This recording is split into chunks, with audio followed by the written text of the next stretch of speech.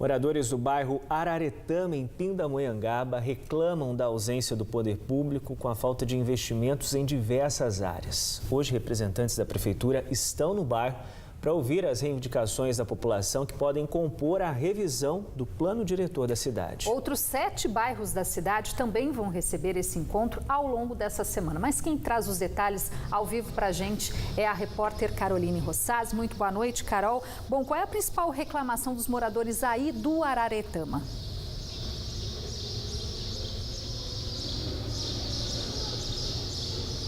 Boa noite, Rose, Baldin, boa noite a todos que acompanham o Band Cidade. Nós conversamos com alguns moradores aqui do bairro do Araretama mais cedo e a principal reclamação deles é com relação a um córrego conhecido como valetão. Segundo eles, a tubulação não suporta o grande volume de água que desce quando chove e ele acaba transbordando e invadindo as residências. Outro problema é com relação ao acúmulo de lixo que acaba atraindo aí animais como ratos, baratas e escorpiões. Os problemas da comunidade aqui do bairro do Araretama estão sendo ouvidas nessa oficina que a gente está agora e sobre isso eu vou conversar com a secretária de Obras e Planejamento, a Marcela Franco. Secretária, de que forma ouvir as demandas aí da população ajuda na revisão do plano diretor? Boa noite. Boa noite. É um momento de extrema importância onde nós vamos discutir o ordenamento territorial de forma qualitativa. A população tem que participar e é de extrema importância a gente ter essa participação de forma que a população possa expor suas ideias, o que é a cidade que queremos, onde queremos chegar daqui 10 anos. Então, dentro desse sentido, a gente reforça o convite a todos para participar. E depois dessa fase das oficinas, das reuniões, o que é que vai acontecer? Nós teremos essa semana 2 oficinas acontecendo simultaneamente nos bairros, que as pessoas podem ter mais acesso no site da Prefeitura e no Facebook também, Plano Diretor Pindamonhangaba 2019.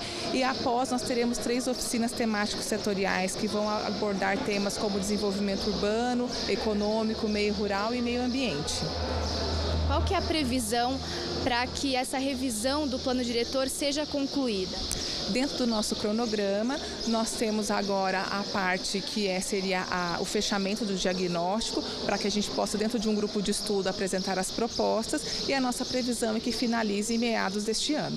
Tá certo, secretária, muito obrigada pelas informações. Tá aí, então, a população pode acompanhar todas as etapas do processo por meio do site da Prefeitura e também pode vir até as oficinas e participar, o que é ainda mais importante, né, Rose e Baldin? Volto com vocês. Tá certo, Carol. Valeu, muito Carol. obrigado pelas informações. Muitas reclamações, mas pouca gente ali participando. É sempre assim, né? O pessoal também esquece de participar. Hoje foi mais um dia de trabalho para os funcionários da empresa contratada pela Prefeitura de São José dos Campos para fechar a enorme cratera de 20 metros de profundidade aberta pelas chuvas no bairro Jardim Imperial, na zona sul da cidade. Essa é a 3ª tentativa para fechar de vez o buraco. 6 famílias precisaram sair de casa por conta dos riscos à segurança da estrutura dos imóveis que foram interditados pela Defesa Civil. Os moradores vão receber um auxílio aluguel. Segundo a Prefeitura, ainda não há um prazo para a conclusão dos trabalhos no local.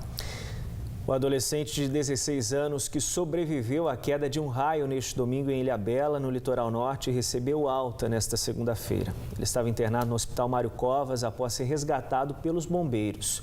O jovem e um amigo de 17 anos acampavam no pico do Baepi quando uma descarga elétrica atingiu a barraca deles. O outro adolescente de 17 anos não resistiu aos ferimentos e morreu.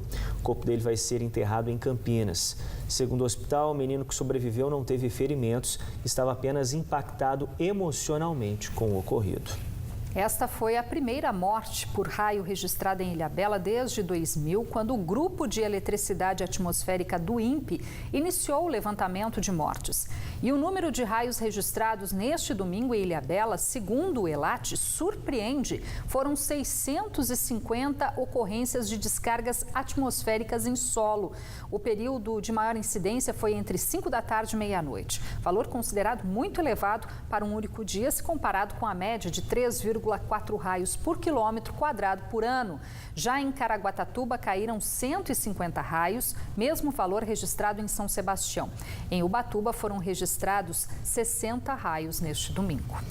Em São José dos Campos, as chuvas de agora à tarde causaram a queda de 4 árvores na cidade. Confira agora no mapa os detalhes da previsão para amanhã, com informações da SOMAR Meteorologia.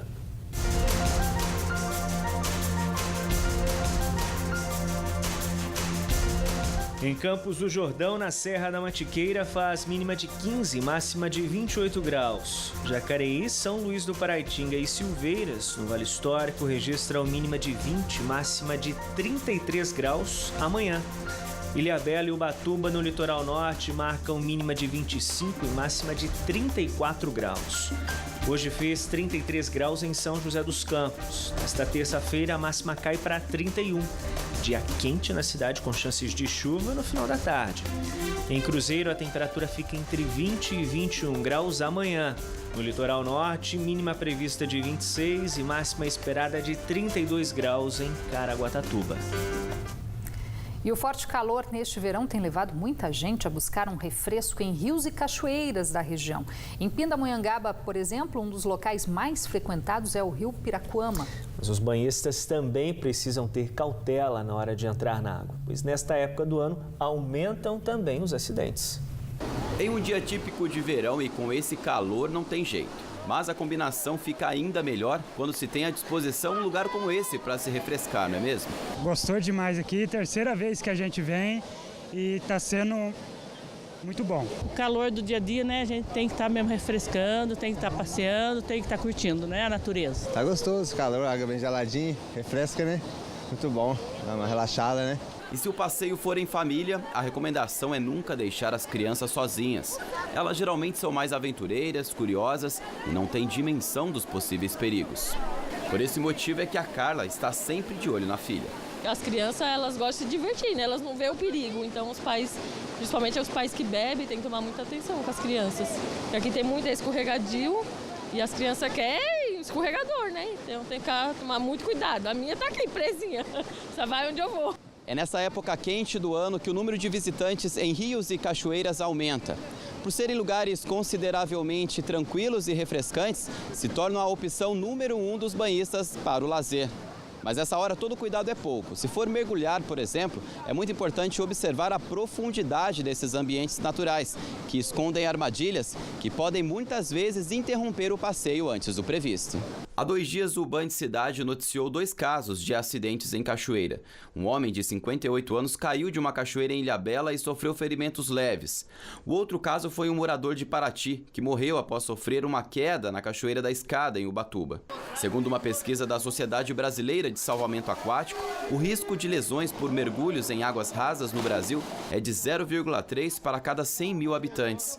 Em 67% dos casos, essas lesões resultam na morte do acidentado antes mesmo que ele possa chegar a um hospital. Outro fator que costuma ser um vilão nessa história é o consumo de bebida alcoólica. Nesse caso, a pessoa perde com facilidade os reflexos dos movimentos.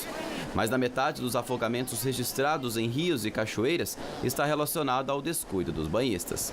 O Marcondes veio com a família curtir o dia de sol nessa cachoeira em Pindamonhangaba.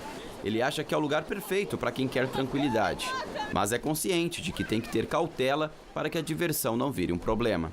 Costumo orientar os meninos para não ficar numa área perigosa, sempre junto com a gente, nós de olho, olhando, né? Para que não chegue a correr um perigo e você não tem mais jeito de segurar, né? É muito perigoso, né? Tem que tomar cuidado.